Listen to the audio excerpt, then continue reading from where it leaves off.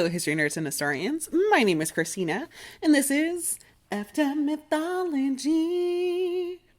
This is where we talk about a little tidbit from mythology that's super fucked up. Today is part 5 of the Troy series, and we're going to get super depressing. Trigger warning, death and murder and grief. Let's just do it. Sit back, relax, and practice your, oh good god, what the fuck faces.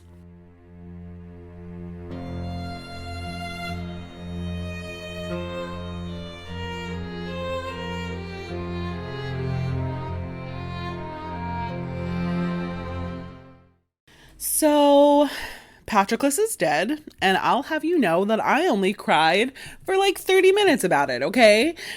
So, Antilochus has reached Achilles, and he's basically already guessed what happened, and when it's confirmed, Achilles covers himself with soot and lets out a scream that's so loud and so gut-wrenching that his mother Thetis hears it on the other side of the world, and she knows that with that cry, he's never going to come home, and the rest of his short life will consist only of suffering.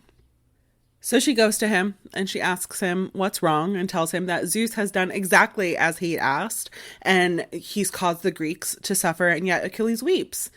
And Achilles tells her that yes, he's thankful that Zeus did what he asked, but what good is all of that now that Patroclus has been killed? The man that I honored and loved more than myself and anything in my life. And that is a quote for people who still like to say that Achilles and Patroclus were just friends. He then basically says that the only thing that he cares about now is taking revenge on Hector, and Thetis reveals that there is a prophecy that says that Achilles will die as soon after Hector does. And Achilles apologizes to his mother for her impending grief because he now just welcomes death. He let his beloved friend die when he could have saved him, and he blames himself. And he never wants to return to Phthia because Patroclus cannot return to his home country. And he will make every single Trojan weep so that they may know a fraction of his pain. Thetis doesn't argue with him, but reasons that he doesn't have any armor anymore since Hector stole it off of Patroclus. So she asks him just to wait one day so she can have new armor made for him. And the Greeks and Trojans are still fighting over Patroclus's corpse, literally playing tug of war, when Hera sends Iris, one of the messenger gods, down to Achilles and tells him to go and get Patroclus's body. He's like, but I don't have any armor. And she's like, you won't fucking need it. So he steps out to the trench. He doesn't even go on to the battlefield, and he lets out his war cry. And this fills the Trojans with such terror that they flee. And Patroclus was finally able to be brought behind the Greek lines. The Greeks grieve for him all night, most of all with Achilles. It's described as ceaseless moans like a great bearded lioness whose cubs have been stolen by a man out hunting. Achilles cleans Patroclus's wounds, but he vows that he will not complete the funeral rites until he can bring the head and armor of Hector to him. He doesn't sleep at all, and the next morning Achilles' mother brings him his new armor. It's gorgeous. It was made by Hephaestus, who was the god of the forge, the god of the smith. And the shield is decorated with the earth and the sky and the seas and the tireless sun and moon and the constellations and a meadow full of sleep and shepherds and 2 cities alive with people. In one city there were weddings and feasts and young men dancing and 2 men fighting for honor while people were cheering them on. And in the other city there were 2 armies camped in their armor and planning for their attack. When Thetis comes and brings it to him, Achilles is laying face down. He's cuddling with Patroclus's corpse. And I wonder if he kept thinking about those last words that they spoke to each other when Patroclus told him that he was unfeeling and impossible to deal with. Because if those were the last words that I spoke to my partner, I would never be able to forgive myself. And even if you want to hetero wash the relationship, if that was the last conversation that I had with my friend, it would still kill me inside. So Achilles is crying hysterically when Thetis arrives, and she has to literally pull him off of Patroclus. She tells him that he has to leave him there and that it was the will of the gods that he died. And he finally looks at this beautiful armor and becomes more and more just filled with rage. But he doesn't want to leave Patroclus aside because he doesn't want his body to be attacked by bugs and the buzzards and any other animals that might be around. So Thetis assures him that she won't let that happen, that she'll look after his remains so that Achilles can focus on the fight at hand. So Achilles calls all the Greeks to assemble before him, and he's like, Agamemnon, this whole fight that we had between us was stupid. I don't even really care that much about Briseis anyway, honestly. I wish like Artemis would have just fired an arrow at her and killed her the day that I took her. So again, it wasn't her that he was upset about. It was the principle that his prize was stolen. So he probably would have gotten just as angry if it was like a sword or a shield that was taken from him by Agamemnon. Then Achilles is like, only the Trojans have profited from my anger. But like, isn't that what he asked his mother to ask Zeus to do? Like, are we leaving that part out when talking to the head of the army because that would be treason? And then he finishes his speech by saying that he's going to put his anger aside now and kill as many fucking Trojans as he can, namely that bitch Hector. And the crowd cheers. And Agamemnon is like, how is a man supposed to think when y'all are screaming? Shut up and listen and learn how a man speaks. And he's like, I know that you're all mad at me and have been blaming me for Achilles not fighting.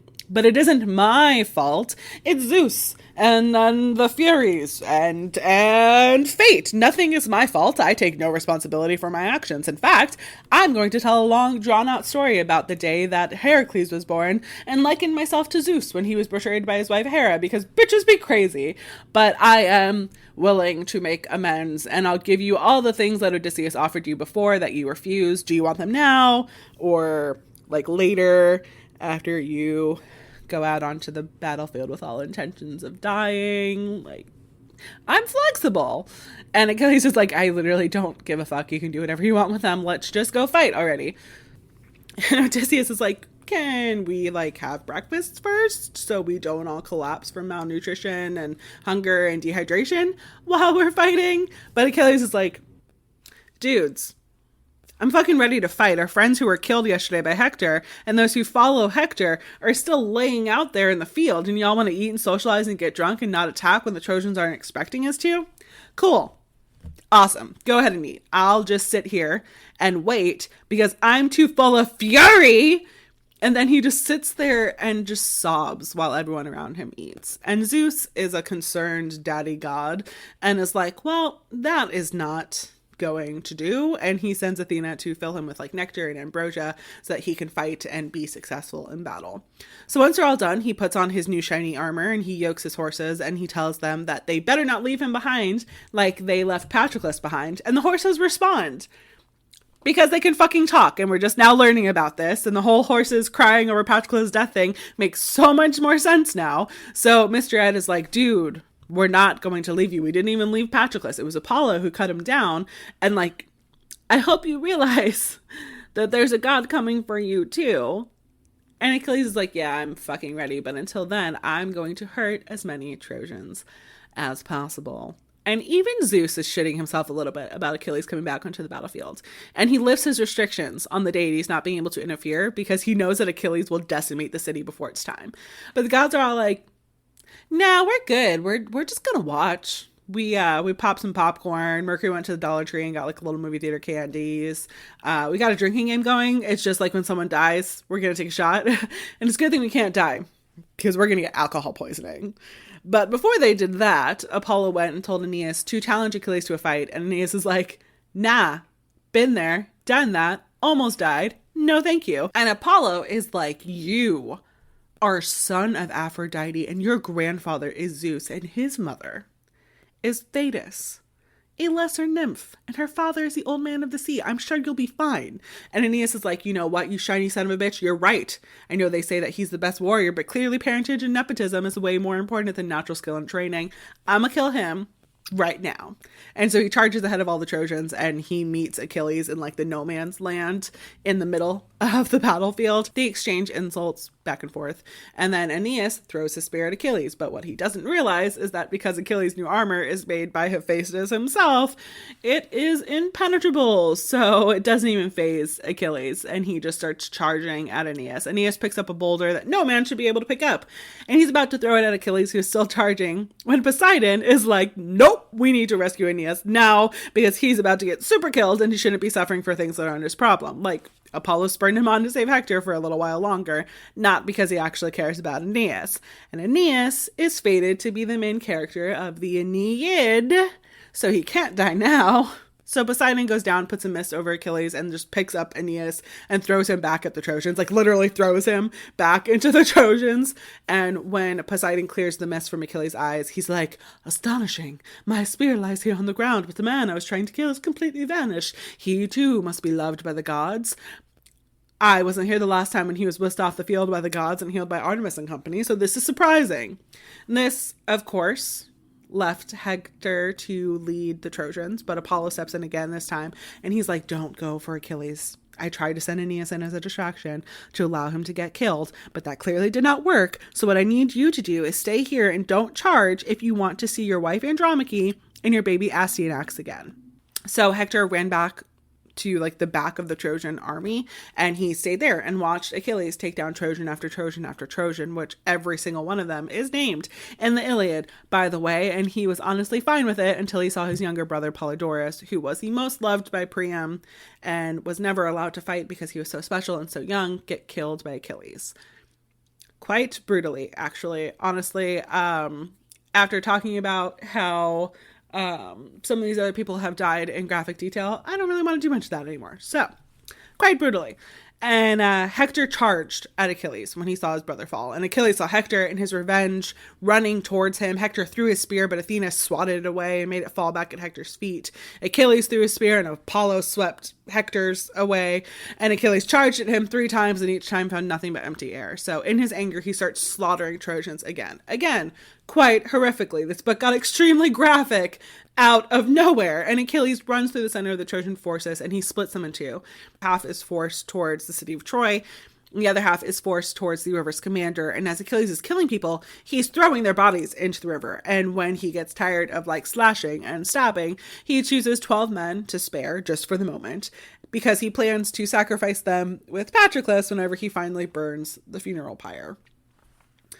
So Achilles comes upon a man named Lycaon, who was the son of Priam. This isn't the first time that Achilles and Lycaon have met. Achilles actually sold Lycaon into slavery, and he had only just gotten back into Troy like less than 2 weeks ago.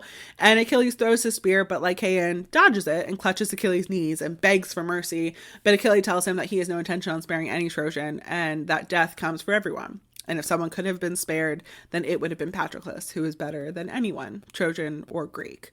I mean, look at me. I'm supposedly the greatest warrior of all time, and death is waiting close by for me too. And he kills Lycaon and throws him into the river's commander and says, quote, lie with the fish now. They will lick the blood clean from your wounds without rituals. Your dear mother won't lay you out and mourn for you. The scamander will carry you into the sea. And with this, the river becomes enraged and takes on a human form. And he's like, enough, Achilles. You need to stop slaughtering people and throwing them in me. This is appalling. And it's also appalling that none of these men will now have funeral rites. And Achilles is like, sorry, bro, I'll stop throwing them in you, but like, I'm not going to stop killing Trojans until I fight Hector to the death. And he turns away and starts attacking more Trojans. And Scamander calls out to Apollo, and he's shaming Apollo for letting so many Trojans die, and reminds him that Apollo is supposed to be protecting them. But before he could say anything else, Achilles rears back, hearing this, and starts like literally attacking the river. And in response, Scamander threw the dead bodies at Achilles, and then the waves like surged around him, and it knocks him off balance, and he goes to grab an elm tree, and the river just rips that out of the ground, and it creates like a dam, and Achilles panics because he's almost drowned at this point. So he uses the tree to climb out of the river and run to dry land, but the river isn't done with him yet, and grabs his feet and drags him back into the water, and Achilles cries out to the gods for help. He's basically like, is there not one god or goddess that is seeing me struggle and will help me? I would rather die literally any other way. And I've been lied to this whole time because I was told that I would die under Troy's wall by one of Apollo's arrows, not fucking drowning. And then he's pulled under the water again. And Poseidon and Athena are finally like, okay, fine. So they disguise themselves as humans and are like, we're going to rescue you, Achilles, but first we're going to give you some advice. You took a big gulp of air before you went under, right? Okay, great. So don't be afraid. This is Poseidon, and Athena and I are here to save you. We've come from Olympus to help you. Zeus approved it, so don't worry. You okay? You're looking a little blue. Anyway, it isn't your fate to die in this river, even though it might seem like that right now. Scamander will get over it here in just a minute, but while we're waiting for that, we're going to give you some advice. And we know that you'll listen because it's not like you can go anywhere right now. Anyway, we need you to push all the Trojans into the walls of Troy. Don't stop fighting until then. And do not go back to the ships until you kill Hector, because you will kill Hector today. And then they left. But Athena filled him with strength before she left, so he just like walks out of the river. And as much as Scamander tries to drag him back, he just like, whatever, go away. This part of the story is finished, and it was merely a plot device so that Athena and Poseidon could tell me their plan, okay? But Scamander doesn't relent. He goes for another attack with all intentions of ending Achilles' life right then and there, gods be damned. And then Hephaestus comes down and sets fire to the entire field that starts boiling the river. And Scamander is like, okay, I'll stop. I don't know why y'all are attacking me so hard for trying to help the Trojans when you have fucking Apollo just being Apollo right now. But okay, I swear I will never help them again, even if the entire city goes up in flames. What my English degree taught me is called foreshadowing. Who said English degrees are useless? Then the gods randomly start fighting for some reason. Athena and Ares start fighting. He wants revenge for when Diomedes stabbed him, but Athena's a lot stronger and she wins. Aphrodite comes in and whisks away Ares so that he doesn't get injured any more than that. Athena runs after them and just punches Aphrodite just right in the boob. And Ares and Aphrodite are both just laying there in the dirt, and Athena shouts that everyone who helps Trojans will end up like this. Except for Apollo, because Apollo is one of the strongest in this story. He and Poseidon fight. And it's hilarious because Poseidon is like, no. You can attack me first. I insist. And Apollo was like, no. I wouldn't dare fight you, especially for mortals who are like leaves. And Artemis sort of like shit talks him for that, but he ignores her. But Hera doesn't. Hera steps in and calls Artemis a sniveling bitch, and then grabs both of Artemis' wrists in her left hand and just starts bitch slapping her over and over with her right hand until Artemis squirms out and bursts into tears and runs away to Daddy Zeus to complain about her stepmom. And all the while, Achilles is just killing the shit out of Trojans. I don't know why we needed this little interlude of the gods fighting, but I fucking love it. So I included it in my retelling. So Priam is standing on the walls of Troy and he's watching Achilles, and he gives the order to open the gates and allow all the Trojans to come back in to escape Achilles and his wrath. And Achilles was about to take the city when a man named Agenor challenged him. But before Achilles could kill him, Apollo swept him away back into Troy and took on Agenor's form to further distract Achilles. So Apollo, as Agenor, runs off towards a Scamander to allow all of the Trojans to make their way into the walls of Troy. And after a little while, Apollo is basically like, why are you still chasing me, Achilles? Haven't you caught on yet that I am a god? Haven't you noticed that while you were chasing me, all the Trojans retreated? And Achilles is like, well, fuck. But he notices that there's one Trojan that has not retreated. Hector. For some reason, Hector has found himself planted into the ground, and he was not able to move. And Achilles chastises Apollo for his cruel trick, and then rushes back to the gates of Troy. Priam is still standing on the wall of Troy, and he calls down to Hector and begs his son to not fight Achilles. And then Hector's mother, Hecuba, starts crying and pulls out her boob and is like, remember when I used to breastfeed you from this left tit? Remember that, and don't fight Achilles. But no matter what they said or what body parts they whipped out to show him, they couldn't convince him to flee. And as Achilles got closer, he was no longer filled with courage that he's had this whole time. And Hector runs away. And so Achilles chases him. The gods and goddesses are watching, and Zeus is already mourning for Hector. He's like, we have to decide if we're going to save Hector or not. And Athena's like, what the fuck? Why the fuck are we here? He's destined to be killed by Achilles and you're going to save him. Why don't we just save everybody? What? You know what? Why don't we just go ahead and bring everyone back from the dead and start over? You know what, Dad? Do whatever you want, but there will be people who are not happy about this if you save Hector. And it's me. I will not be happy about this. I have been bending over fucking backwards for the Greeks this entire time for 10 fucking years, and you're just not going to let this war end? So Zeus brings out a scale and weighs the lives of Achilles and Hector, and Hector's portion sinks down towards death. And even Apollo did not intervene with what came next. So Hector's favorite and closest brother, Deiphobus, came to Hector and was like, let's fight him together. I will not leave your side. You'll die if you fight him by yourself, but maybe together we'll stand a chance. And Hector's like, I knew you were my favorite brother. I love you more than anyone else. Thank you so much for coming to my aid when everyone else has fled into Troy. And his brother's like, oh yeah, our mom and dad totally tried to convince me to stay, but I had to come because my heart broke for you. Let's just charge him now. And so Hector turned to charge at Achilles and is like, I'm not running anymore. Let's fight. But before we do, let's swear an oath that we will not defile each other's bodies and return them back to each other's families. And Achilles is like, no. Okay, so we're doing this. So Hector turns towards Deiphobus and is like, hand me a spear, dear brother. Only to find that his brother is in fact not there. Because it was a trick by Athena. She had disguised herself as his brother to make him fight Achilles. And Hector is like, oh shit. Time to die, I guess. I spent all this time thinking that Zeus and Apollo were on my side. And it turns out that they were just waiting for me to die at the right time. Poor Hector Potter, the boy who lived but wouldn't live for much longer. Especially because he was wearing Achilles' armor that he stole from Patroclus, which means that Achilles knows exactly what spots are vulnerable, namely your fucking throat.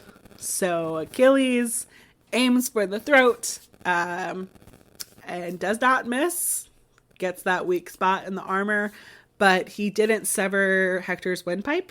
Homer made sure to say this, that before he dies, he begs Achilles again to allow him to have proper burial rites, which I find really funny. Or not funny, but I guess sort of like ironic.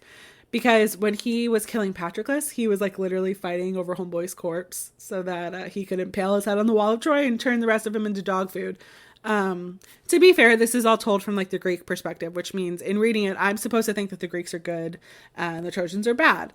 But I don't think this. I don't think there are any good guys or bad guys in the story. I think that this war is just making everyone sort of morally gray.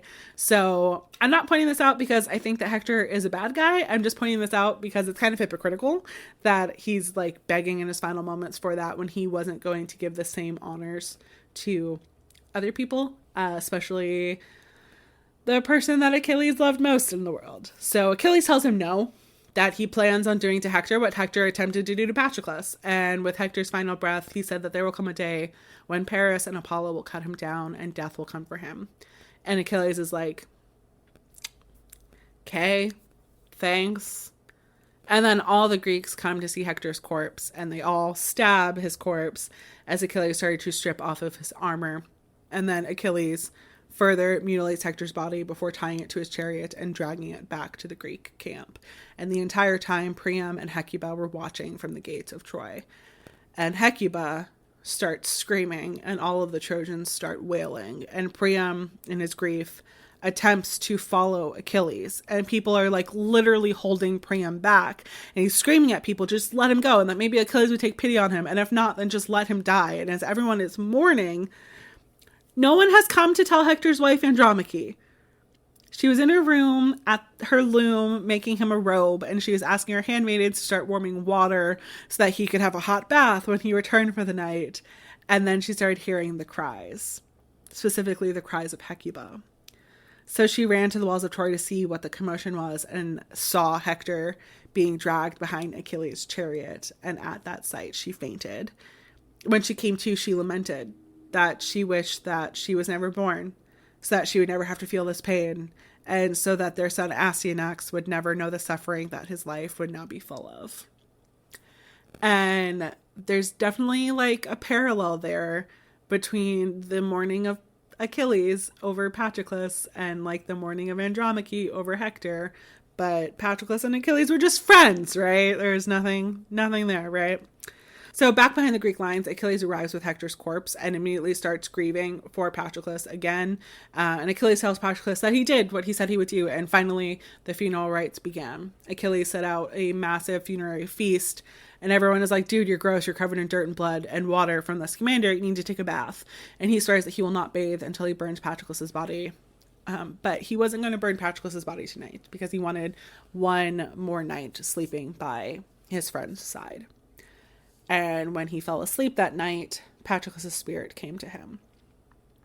And Patroclus recognized how much Achilles loved and cared for him during life, but now that he's died, he tells Achilles that he's neglecting him because he hasn't received those funeral rites yet.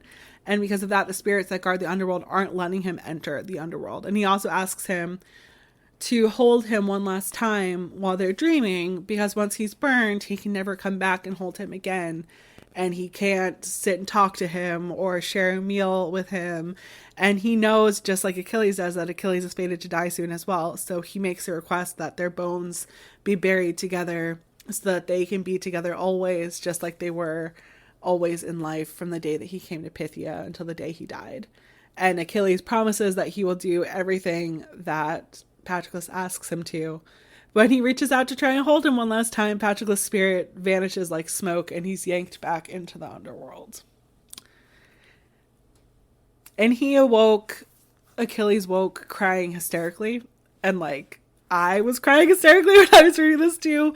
It was very sad to read. So Achilles goes and tells everyone around him what transpired in his dream and that he's confident that there is life after death, which I think is really interesting because a lack of faith is not really something that I associate with Greek mythology because it seems so ingrained into it. So to have a piece of Greek mythology with a character who is questioning his faith and is relatively agnostic, even though he's in such close contact with the gods and literally descends from a goddess, is really interesting. That he sort of questioned what fate mortals would have after they died, that he knew the existence of gods and goddesses, but didn't really know what happened to mortals. So Achilles spent the rest of the night crying for Patroclus, and then the next morning, Agamemnon sent men out to gather wood for the funeral pyre that Achilles was building for Patroclus and himself. And then they carried in Patroclus, and Achilles walked behind him, cradling his head and crying, and all the Greeks are cutting locks of their hair off and throwing it onto Patroclus so a part of them would be with him forever. And Achilles cut off an especially large lock, practically giving himself a bald spot, and put it in Patroclus's hands so that he would be holding Achilles as he burned. And it doesn't say this, but I think it's because they couldn't hold each other the night before or ever again in this life. And everyone watching starts weeping all over again, and I'm weeping as I'm reading this, and I'm crying as I'm reciting this. It's very sad, and I think it really touches on grief, big time, It's not just grief for a friend. It's he loved him so much. And Achilles, before he lights Patroclus's pyre on fire, he asks everyone to leave except for those who were actually close to Patroclus. He only wants those to be there while he burns. So Achilles sacrificed sheep and bulls and 4 horses and 2 of his pet dogs and the 12 Trojan men that he spared from the Scamander. And he threw the torch, but the pyre wasn't lighting. And he prayed to the north and west winds to help. And when they listened, he spent the rest of the night pouring libations for them and weeping while he watched his friend burn. The next day, he throws funeral games for Patroclus's honor, and Athena helps Diomedes win. Achilles couldn't sleep. He tossed and turned all night, and each morning he would get in his chariot and ride it around, dragging Hector's body around Patroclus's tomb 3 times. And after 12 days of doing this every morning, the gods have finally had enough. And they go to Priam and they tell him that if he goes to Achilles, he'll be safe and he can get Hector back. And when he arrives, he begs Achilles. He asks him to think of his own father and how much they love each other, and asks him to recognize that the same love exists between him and Hector. And Achilles agrees and calls off the fighting while they have their funeral rites for Hector. And Priam takes them back to Troy, and the Iliad ends with the burning of Hector's body. And it's weird that the Iliad, the story of the Trojan War, and the story of Achilles, doesn't end with the Trojan horse or the death of Achilles. No. It ends with Achilles making sure that Patroclus, his beloved friend who he loves more than anything, is taken care of and in the underworld with his intentions to follow after as soon as possible after he takes revenge against Hector, but writes it. and how anyone can think that the Iliad is anything other than the love story of Achilles and Patroclus during the time of war, you can fucking fight me. Okay, so next time we're going to talk about everything that happened after the Iliad ended. So like the Trojan horse, the sack of Troy, and where everyone ended up afterwards. Thank you so much for listening. If you like what you heard and want to hear more, please consider subscribing or leaving a review or joining my Patreon. And remember, friends, history may be watching you, so don't fuck it up. And don't piss off the river scamander. And always tell the people you love that you love them. Bye.